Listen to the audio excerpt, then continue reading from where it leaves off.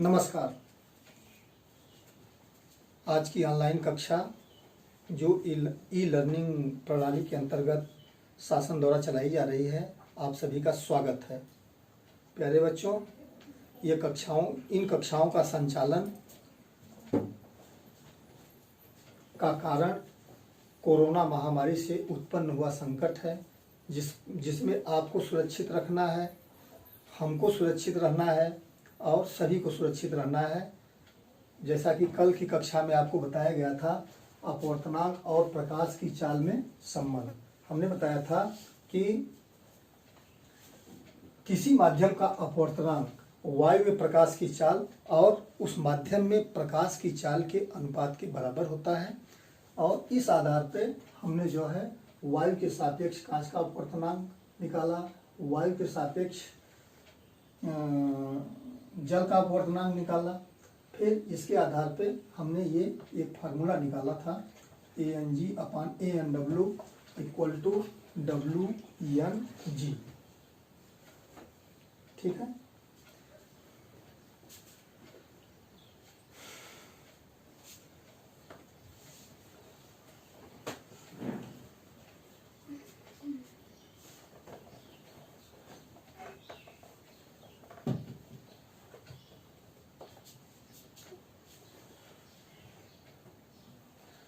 मान लीजिए प्रकाश की किरणों की चलने के लिए 3 माध्यम है, और वो माध्यम क्रमशः वायु, जल और कांच है।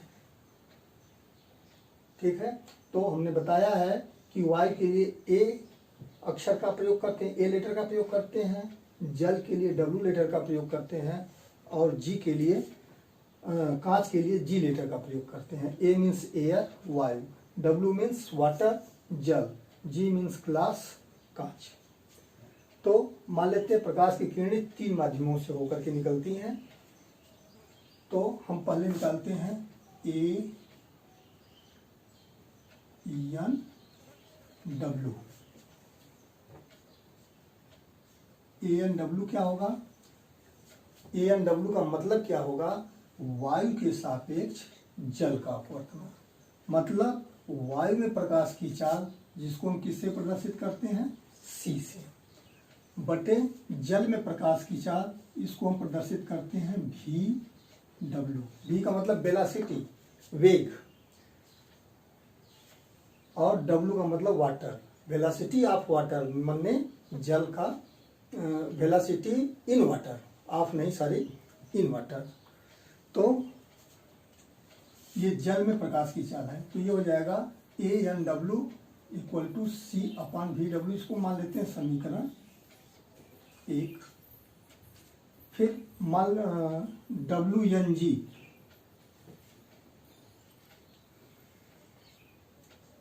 WNG क्या होगा? जल में प्रकाश की चाल बटे कांच में प्रकाश की चाल। जल में प्रकाश की चाल VW और कांच में प्रकाश की चाल VG। ये क्वेश्चन नंबर 2 हो जाएगा। फिर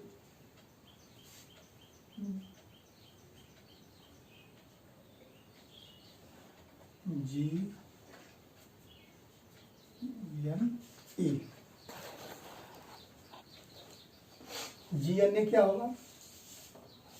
कांच के सापेक्ष वायु का अपवर्तनांक। तो कांच में प्रकाश की चाल मान लेते हैं VG, और वायु में प्रकाश की चाल क्या है? C होती है। C जो है वायु में प्रकाश की चाल है। अब तीनों समीकरणों का गुणा करें, तो इनके बाएं पक्षों का गुणा करेंगे, ANW × WNG × GNA = दाहिने पक्ष का C/VW × VW/VG × VG/C।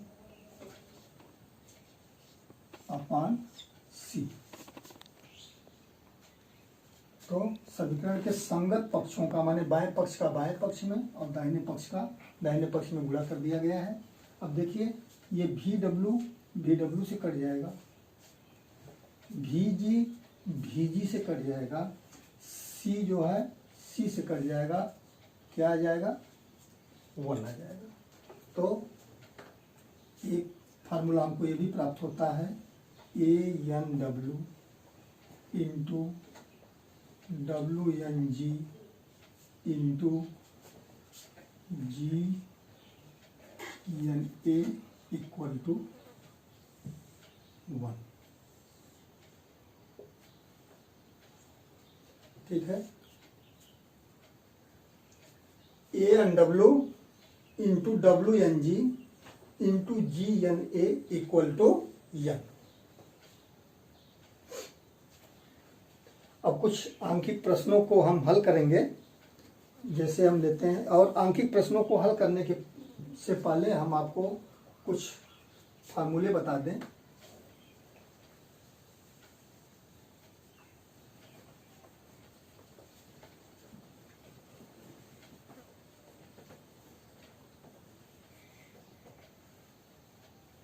जो आपको बताए गए हैं इस चैप्टर में, सभी फार्मूले बताए गए हैं।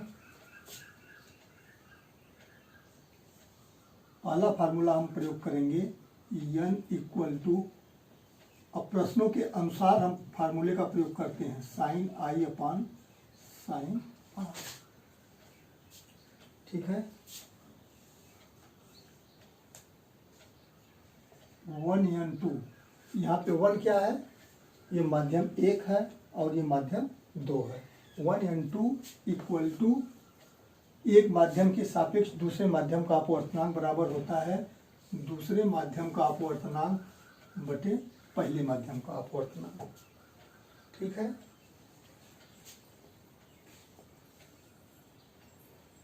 एक फार्मूला और बता देते हैं, 1n2 इक्वल टू 1/2n1।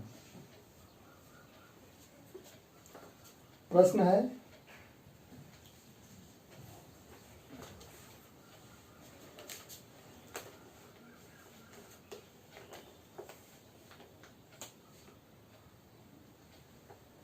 ये कई बार पूछा गया है, वायु में प्रकाश की चाल 3 × 10⁸ मीटर प्रति सेकेंड है। उस माध्यम में प्रकाश की चाल ज्ञात कीजिए जिसका वायु के सापेक्ष अपवर्तनांक 1.5 है। हाँ, एक फार्मूला प्रकाश की चाल वाला भी हम लिख देते हैं इस पे, उसको जानते रहिए कि किसी माध्यम का अपवर्तनांक क्या होता है, वायु में प्रकाश की चाल और माध्यम में प्रकाश की चाल के अनुपात के बराबर होता है। ठीक है, तो इसमें दिया है वायु में प्रकाश की चाल और माध्यम में प्रकाश की चाल और अपवर्तनांक दिया है। अपवर्तनांक का मान इस प्रश्न में दिया है n, अपवर्तनांक को n अक्षर से प्रदर्शित करते हैं, n इक्वल टू दिया है 1.5 और वायु में प्रकाश की चाल को हम c से प्रदर्शित करते हैं, ये दिया है 3 × 10⁻। तो वायु में प्रकाश की चाल दिया है 3 × 10⁸ मीटर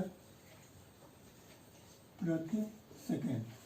हमने एक हेडिंग पढ़ाई थी कि अपवर्तनांक और प्रकाश की चाल में संबंध, उसमें एक सूत्र दिया था कि अपवर्तनांक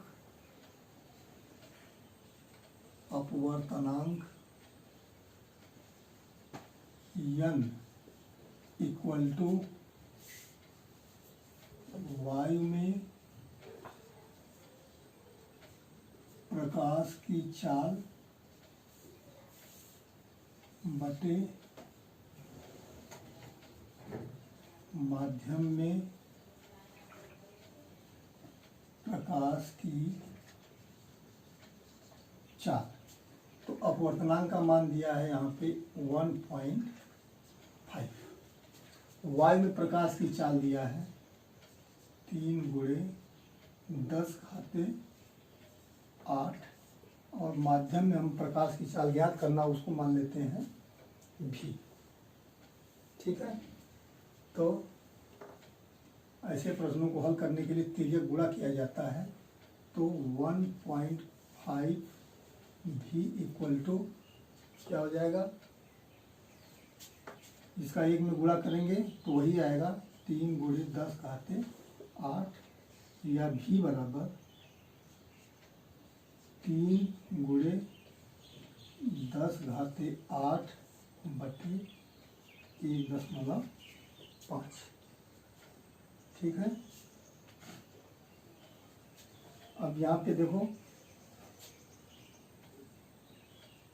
ऊपर वाली संख्या जो है 2 भागों में बटी हुई है। एक 10 के घात की संख्या है और एक शुद्ध संख्या है, इसको दशमलव अंक बोलते हैं और इसको 10 की घात का अंक बोलते हैं। तो जो दशमलव अंक की संख्या होती है उसको दशमलव से ही काटने का प्रयास किया जाता है। ठीक है, तो यहाँ से दशमलव हटाने के लिए हम क्या करेंगे, 10 से गुणा करेंगे। ठीक है, या ऐसे मान लीजिए सीधा सीधा अगर यहाँ से दशमलव को हटा देंगे तो दशमलव के बाद कितने अंक हैं, 1 अंक है, तो 3 के आगे उतने अंक बढ़ जाएंगे, उतना शून्य बढ़ जाएगा, तो ये 30 हो जाएगा और ये 15 हो जाएगा। काट देंगे, 15 दूना 30। आंसर हमारा क्या आ जाएगा, 2 गुणे 10 घाते 8 और माध्यम में प्रकाश की चाल ज्ञात करना है तो चाल का मात्रक क्या होता है, मीटर पर सेकेंड। एक प्रश्न और देखते हैं।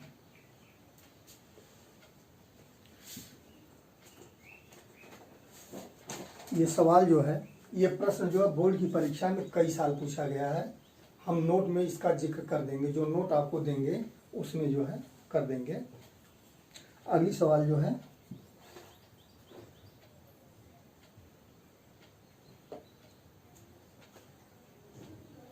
वायु तथा कांच में प्रकाश की चाल 3 गुणे 10 घाते 8 मीटर प्रति सेकेंड तथा 2 गुणे 10 घाते 8 मीटर प्रति सेकेंड है, तो वायु के सापेक्ष कांच का अपवर्तनांक ज्ञात करिए। यही प्रश्न है, एकदम यही प्रश्न है, केवल अंकों का हेर फेर है।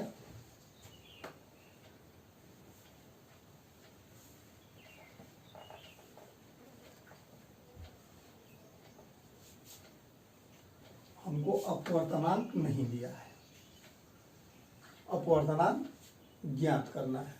ठीक है, दिया क्या गया है, वायु में प्रकाश की चाल दिया गया है c बराबर 3 गुणे 10 घाते 8 मीटर प्रति सेकेंड और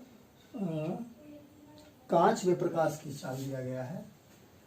कांच में प्रकाश की चाल को Vg से प्रदर्शित करते हैं, वो दिया गया है 2 गुणे 10 घाते 8 मीटर प्रति सेकेंड।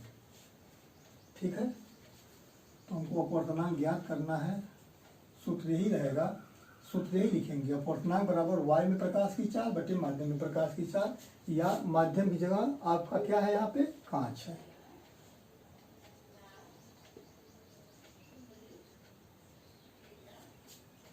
तो n बराबर 3 गुणे 10 घाते 8, क्योंकि वायु में प्रकाश की चाल 3 गुणे 10 घाते 8 मीटर प्रति सेकेंड है और कांच में प्रकाश की चाल Vg कितना है, 2 गुणे 10 घाते 8। ठीक है, तो ये जो है 10 घाते 8 से कट जाएगा।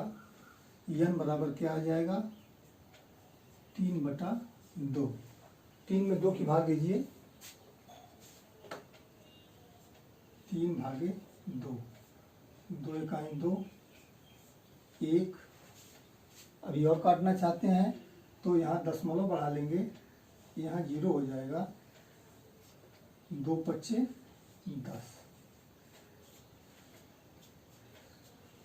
तो n बराबर कितना आ जाएगा, 1.5। अपवर्तनांक अगर निकालना होगा तो इसका मात्रक नहीं लिखेंगे। ये ध्यान दीजिएगा, जहाँ भी अपवर्तनांक निकालना होगा वहाँ पे मात्रक नहीं लिखा जाता है।